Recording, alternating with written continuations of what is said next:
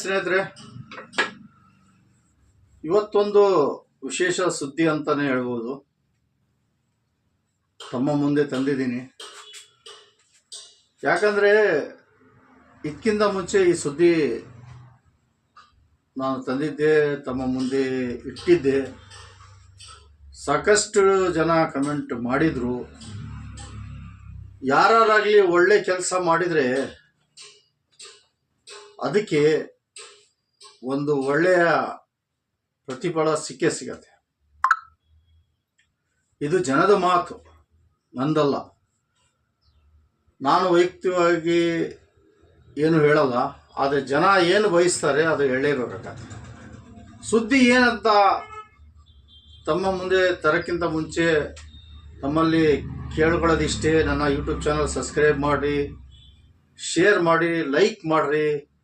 ಇಂಥ ಹಲವಾರು ಸುದ್ದಿಗಳು ನಿಮ್ಮ ಮುಂದೆ ಮನೆಯಲ್ಲಿ ಕುತ್ಕೊಂಡು ನೋಡ್ಬೋದು ನೀವು.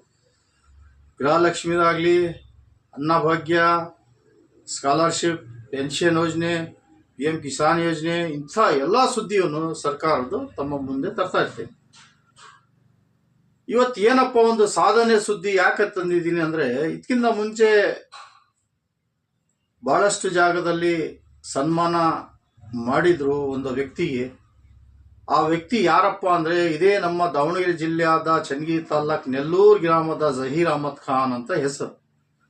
ತಾವೆಲ್ಲ ಸಾಕಷ್ಟು ವಿಡಿಯೋಲಿ ಯೂಟ್ಯೂಬು, ಆಮೇಲೆ ಫೇಸ್ಬುಕ್, ಇನ್ಸ್ಟಾಗ್ರಾಮ್ ಎಲ್ಲ ನೋಡಿದ್ರಿ ನೀವು. ಆದರೂ ನನ್ನ ಕರ್ತವ್ಯ ಏನಪ್ಪ ಅಂದರೆ, ಒಂದು ಒಳ್ಳೆ ಕೆಲಸ ಮಾಡಿದ ಒಂದು ಮನುಷ್ಯನಿಗೆ ಅಭಿನಂದನೆಗಳು ಕೊಡೋದು ನನ್ನ ಇಷ್ಟ. ಇದು ನಮ್ಮ ಚನ್ನಗಿರಿ ತಾಲೂಕಲ್ಲಿ ಒಂದು ಚನ್ನಗಿರಿ ಉತ್ಸವದಲ್ಲಿ ಉದ್ಘಾಟನೆ ನಡೀತು. ಅಲ್ಲಿ ಆವಾಗ 17ನೇ ತಾರೀಕಿಗೆ ಈ ಜಹೀರ್ ಅಹಮದ್ ಖಾನಿಗೆ ಅಲ್ಲಿ ಸನ್ಮಾನ ಮಾಡಿದರು. ಸ್ನೇಹಿತರೆ, ನಾವೆಲ್ಲ ಅರ್ಥ ಮಾಡ್ಕೋಬೇಕು. ಯಾವುದೇ ಕೆಲಸ ಆಗಲಿ ಒಳ್ಳೆ ಮನಸ್ಸಿಂದ, ಒಳ್ಳೆ ಇಚ್ಛೆಯಿಂದ, ಭೇದ ಭಾವ ಇಲ್ಲಂಗೆ ಎಲ್ಲ ಒಗ್ಗಟ್ಟಾಗಿ ಒಂದಾಗಿ ಕೆಲಸ ಮಾಡಿದರೆ ಅದು ಹೊಗಳಿಕೆ ಇದ್ದೇ ಇರುತ್ತೆ. ನಾವು ಎಷ್ಟು ಅವರಿಗೆ ಧನ್ಯವಾದ ಹೇಳಬೇಕಂದ್ರೂ ಕಮ್ಮಿನೇ. ಯಾಕಂದರೆ ಈಗ ನಾನು ಹೇಳೋದೇನು, ಇಲ್ಲಿ ಮುಂದೆ ನೀವೇ ನೋಡ್ತೀರಾ ವಿಡಿಯೋದಲ್ಲಿ ಸಾಕಷ್ಟು ಅವ್ರಿಗೆ ಹೊಗಳಿಕೆಯನ್ನು ಕೊಟ್ಟಿದ್ದಾರೆ ಆ ಉದ್ಘಾಟನಾ ಸಮಾರಂಭದಲ್ಲಿ. ಇದು ಪದೇ ಪದೇ ಯಾಕೆ ಹೇಳ್ತೀನಿ ಅಂದರೆ, ಮಾನವತೆ ಇರಬೇಕು ಮನುಷ್ಯನಿಗೆ. ನಾನು ಅಂತ ಅಹಂಕಾರ ಇರಬಾರ್ದು, ನಾವು ಅಂತ ಇರಬೇಕು. ಇದು ಪ್ರತಿ ಸರಿ ನಾನು ನಿಮಗೆ ಹೇಳ್ತಾ ಇರ್ತೀನಿ. ಎಲ್ಲಿ ತನಕ ನಾನು ಅಂತ ಬರುತ್ತೆ ಭಾವನೆ ಮನಸ್ಸಲ್ಲಿ, ಅಲ್ಲಿ ತನಕ ಮನುಷ್ಯ ಮುಂದೆ ಹೋಗಕ್ಕೆ ಸಾಧ್ಯನೇ ಇಲ್ಲ. ನಾವು ಅಂತ ಬಂದರೆ ನಮ್ಮಲ್ಲಿ ಒಂದು ಒಳ್ಳೆಯ ಆಸಕ್ತಿ ಇರುತ್ತೆ, ಒಳ್ಳೆಯ ಇಚ್ಛೆ ಇರುತ್ತೆ. ನಾವು ಎಲ್ಲ ಒಂದಾಗಿ ಕೆಲಸ ಮಾಡಬೇಕು.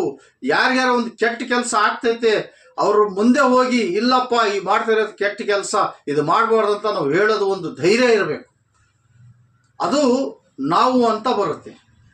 ನಾನು ಅಂದರೆ ನಾನು ಒಬ್ಬನಿಗೆ ಬೇರೆಯವ್ರಿಗೆ ಯಾರಿಗೂ ನಾನು ಏನು ಕೆಲಸ ಮಾಡೋಕ್ಕೆ ಸಾಧ್ಯನೇ ಇಲ್ಲ.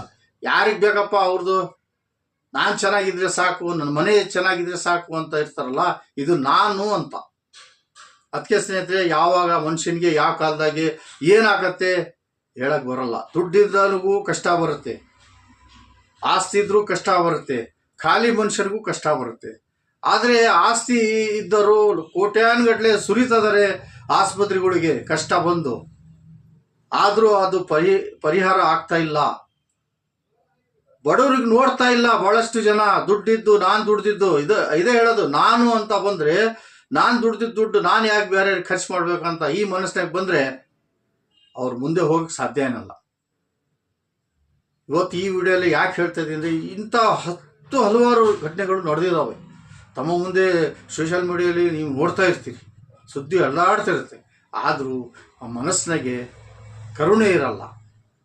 ಕರುಣೆ ಇಲ್ಲಿದ್ದ ಮನುಷ್ಯ ಅದು ಏನಕ್ಕೆ ಉಪಯೋಗ ಆಗತ್ರಿ? ಯಾರಿಗೆ ಬರ್ತಾನ ಅವನು? ಯಾರಿಗೆ ಒಳ್ಳೆತನ ತೋರಿಸ್ತಾನೆ? ಅದಕ್ಕೋಸ್ಕರ ಈ ಸುದ್ದಿ ತಮ್ಮ ಮುಂದೆ ತಂದಿದ್ದೀನಿ. ನೋಡ್ರಿ, ನಿಮಗೆ ಇಷ್ಟ ಆದರೆ ಇನ್ನು ಮುಂದೆ ನನ್ನ ವಿಡಿಯೋಗಳು ಲೈಕ್ ಮಾಡಿರಿ, ಶೇರ್ ಮಾಡಿರಿ. ಪ್ರತಿಯೊಬ್ಬರಿಗೆ ಇಂಥ ಸುದ್ದಿಯನ್ನು ತಿಳಿಸ್ಬೇಕಂತ ನನ್ನ ಆಸಕ್ತಿ. ಜೈ ಹಿಂದ್. ನೋಡೋಣ ಮುಂದೆ ಸುದ್ದಿ ಏನೈತಂತ. ಕನ್ನಡ ಹಿಂದಿನ ಬಾರಿಸಿದ ಕವಿಗಳೇ ನಿಮಗಿದ ಚಪ್ಪಾಳೆ. ದೇಶವ ಕಾಯುವ ಯೋಧರಿಗೆ ನಮ್ಮೆದೆಯ ಜನಾಬ್ ಜಹೀರ್ ಅಹಮದ್ ಖಾನ್ ಇವರ ಬಗ್ಗೆ ಒಂದು ಕಿರು ಪರಿಚಯ ಮಾಡಲು ಬರುತ್ತಿದ್ದಾರೆ ಶ್ರೀಮತಿ ಶಿವಲೀಲಾ. ಜಹೀರ್ ಅಹಮದ್ ಖಾನ್ ರವರ ಕಿರುಪರಿಚಯ.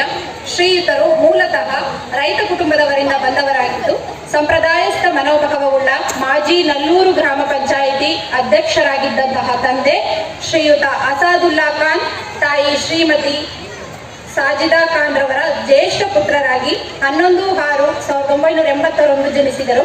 ಇವರಿಗೆ 2 ಸಹೋದರರು ಮತ್ತು 2 ಸಹೋದರಿಯರಿದ್ದಾರೆ. ಪ್ರಾಥಮಿಕ ಹಾಗೂ ಪ್ರೌಢ ಶಿಕ್ಷಣವನ್ನು ನಲ್ಲೂರು ಗ್ರಾಮದಲ್ಲಿ ಚನ್ನಗಿರಿಯ ಸರ್ಕಾರಿ ಪ್ರಥಮ ಪೂರ್ವ ಕಾಲೇಜಿನಲ್ಲಿ PUC ವ್ಯಾಸಂಗ ಮಾಡಿರುತ್ತಾರೆ. ಕೆರೆಬಿಳಚಿಯಲ್ಲಿ DED ವ್ಯಾಸಂಗ, ಹರಪನಹಳ್ಳಿಯಲ್ಲಿ ಡಿಪ್ಲೊಮಾ. ಇವರು ನಲ್ಲೂರಿನ ಟಿಪ್ಪು ನ್ಯಾಷನಲ್ ನರ್ಸರಿ ಹಿರಿಯ ಪ್ರಾಥಮಿಕ ಶಾಲೆಯಲ್ಲಿ ಸಹ ಶಿಕ್ಷಕರಾಗಿ ಸೇವೆ ಸಲ್ಲಿಸುತ್ತಿದ್ದಾರೆ.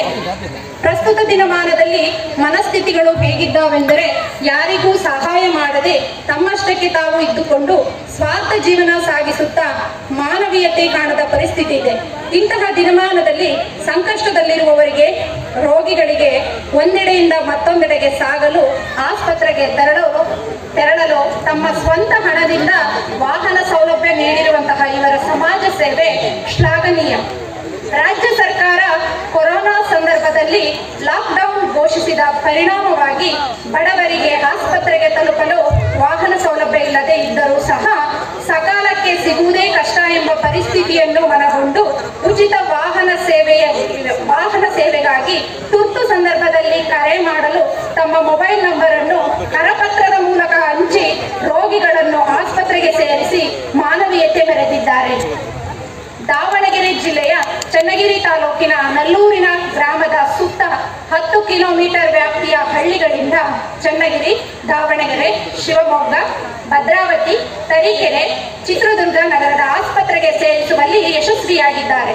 59 ದಿನಗಳಲ್ಲಿ 89 ರೋಗಿಗಳಿಗೆ ಉಚಿತ ವಾಹನ ಸೇವೆ ಒದಗಿಸಿ ಮನೆ ಮಾತಾಗಿದ್ದಾರೆ. ಇಂದಿಗೂ ಇವರು ತಮ್ಮದೇ ಆದ ಯೂಟ್ಯೂಬ್ ಚಾನಲ್ ತೆರೆದು ಇದರ ಮುಖಾಂತರ ವಿದ್ಯಾರ್ಥಿ ವೇತನದ ಮಾಹಿತಿ, ಸರ್ಕಾರದ ಸೌಲಭ್ಯಗಳ ಮಾಹಿತಿಯನ್ನು ಸಾರ್ವಜನಿಕರಿಗೆ ನೀಡುತ್ತಿದ್ದಾರೆ.